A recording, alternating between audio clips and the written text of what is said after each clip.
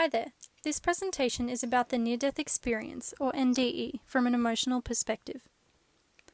What lies beyond death is unknown to humankind, but NDEs have provided some insight into what lies beyond.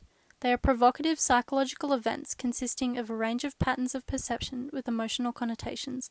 They produce intense emotions that coincide with death and typically produce positive effects, for example, reduced fear of death. The most commonly reported and well-known sensory experiences that occur within the NDE are as follows: a brilliant light at the end of a tunnel, out-of-body experiences, entry to another dimension, typically heaven, and encounters with deceased loved ones, divine beings, and a review of their life. They can be interpreted either positively or negatively.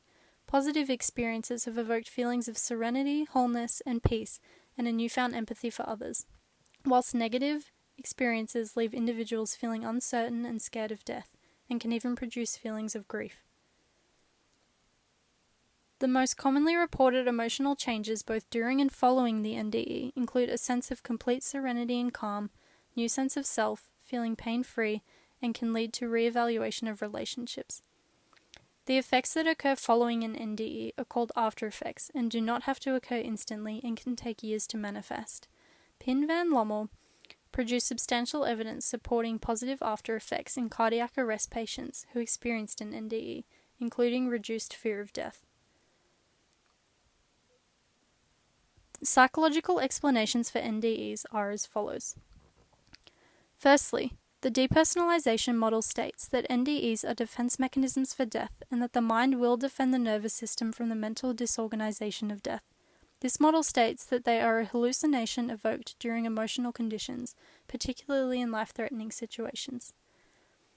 Secondly, the expectancy model states that NDEs are not real events, but mere constructions of the mind when faced with death. It states that the type of NDE experienced will be determined by the individual's expectations of death, e.g. confirmation of religious beliefs. Thirdly, the dissociation model states that one will withdraw from life-threatening situations by dissociating from their surroundings and their body. Finally, the Kübler-Ross theory states that NDEs are a coping mechanism for death and that dying individuals have unfinished needs and NDEs can satisfy these needs. Thus, NDEs evoke emotional responses that contribute to one's emotional well-being. After effects typically facilitate positive change, however, can also instill heightened fear of death. How an NDE is received can determine the nature of the after effects and their impact upon emotional well-being. For more information on these experiences, check out the Wikiversity book chapter that is linked in the video description below. Thank you.